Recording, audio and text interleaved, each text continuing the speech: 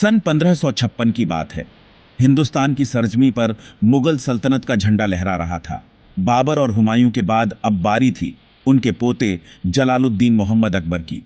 मात्र 13 वर्ष की आयु में अकबर को तख्त ए ताउस संभालना पड़ा। उनके संरक्षक बैरम खान ने उनकी राह दिखाई। यह एक नए युग की शुरुआत थी। अकबर का शासनकाल मुगल इतिहास में एक स्वर्णिम अध्याय लिखने वाला था।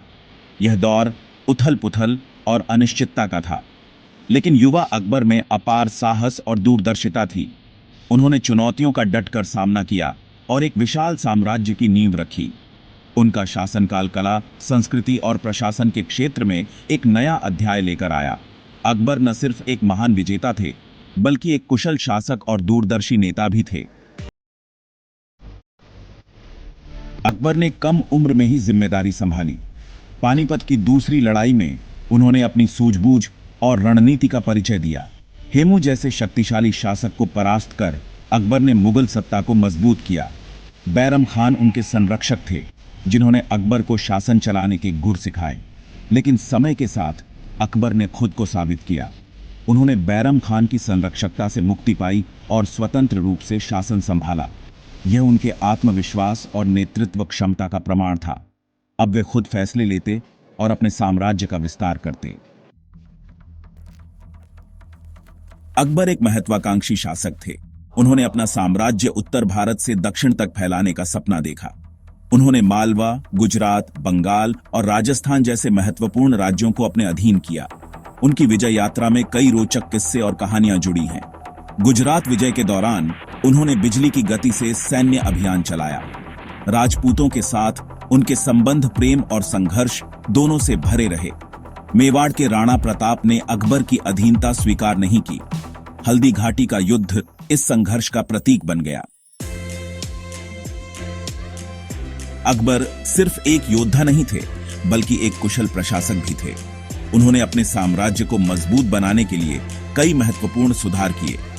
उन्होंने मनसबदारी प्रणाली की शुरुआत की, जिससे सेना का गठन और नियंत्रण सुगम हुआ। राजस्व व्यवस्था में भी उन्होंने सुधार किए। टोडरमल जैसे विद्वानों की सहायता से उन्होंने एक नई प्रणाली लागू की, जो किसानों और सरकार दोनों के लिए फायदेमंद थी। उन्होंने न्याय व्यवस्था को भी चुस्त दुरुस्त बनाया और धार्मिक सहिष्णुता को बढ़ावा दिया। एकता का मंत्र, अकबर की धार्मिक नीतियां। अकबर एक धार्मिक सहिष्णु शासक थे। उन्होंने सभी धर्मों का सम्मान किया और उनके बीच भाईचारा बढ़ाने की कोशिश की। उन्होंने जजिया कर समाप्त कर दिया, जो गैर मुस्लिमों से लिया जाता था। उन्होंने विभिन्न धर्मों के विद्वानों को अपने दरबार में आश्रय दिया और उनसे विचार विमर्श किया। दीन-ए इलाही उनकी एक धार्मिक पहल थी, जिसका उद्देश्य सभी धर्मों के सार तत्वों को एक साथ लाना था। सुलह-ए-कुल की नीति के तहत उन्होंने सभी धर्मों के प्रति सद्भाव और भाईचारे का संदेश दिया। चुनौतियां और संघर्ष, साम्राज्य की रक्षा।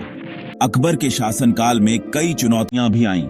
उन्हें अपने साम्राज्य की सीमाओं की रक्षा करनी पड़ी और आंतरिक विद्रोहों का सामना भी करना पड़ा।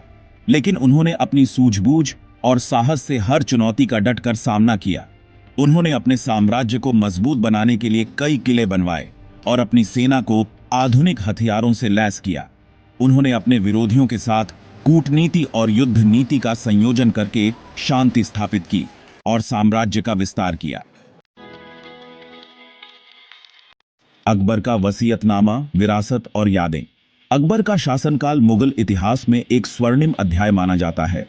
वे न सिर्फ एक महान विजेता थे, बल्कि एक कुशल शासक, दूरदर्शी नेता और कला संस्कृति के संरक्षक भी थे। उनके शासनकाल में कला, साहित्य और स्थापत्य कला का विकास हुआ। उन्होंने फतेहपुर सीकरी जैसे भव्य नगरों का निर्माण करवाया। अकबर के शासनकाल को मुगल साम्राज्य के उत्कर्ष का काल माना जाता है। उनकी नीतियों का भारतीय इतिहास पर गहरा प्रभाव पड़ा। परीक्षा की दृष्टि से महत्वपूर्ण तथ्य। पानीपत का दूसरा युद्ध 1556 ईस्वी में अकबर और हेमू के बीच हुआ था। इस युद्ध में विजय प्राप्त कर अकबर ने मुगल सत्ता को सुदृढ़ किया। इसे अच्छे से याद रखना। मनसबदारी प्रणाली, यह एक सैन्य और प्रशासनिक व्यवस्था थी, जिसकी शुरुआत अकबर ने की थी। इस प्रणाली के तहत अधिकारियों को उनके पद और सैन्य दायित्वों के आधार पर मनसब प्रदान किए जाते थे। इसे अच्छे से याद रखना। दीन-ए इलाही यह अकबर द्वारा शुरू किया गया एक धार्मिक मार्ग था, जिसका उद्देश्य सभी धर्मों के सार तत्वों को एक साथ लाना था। इसे अच्छे से याद रखना। हल्दी घाटी का युद्ध 1576 ईस्वी में अकबर और महाराणा प्रताप के बीच लड़ा गया था। यह युद्ध मुगल शक्ति और राजपूत वीरता का प्रतीक माना जाता है। इसे अच्छे से याद रखना। खुद को परखें। प्रश्नोत्तरी। पानीपत का दूसरा युद्ध कब और किसके बीच लड़ा गया था? अकबर ने किस प्रणाली की शुरुआत की थी जिससे सेना का गठन और नियंत्रण सुगम हुआ?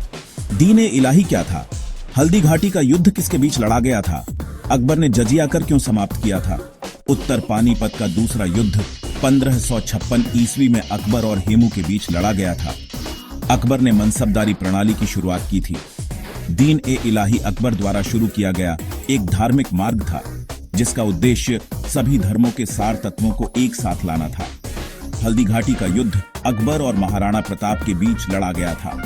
अकबर ने जजिया कर समाप्त किया था क्योंकि वे सभी धर्मों का सम्मान करते थे और उनके बीच भाईचारा बढ़ाना चाहते थे।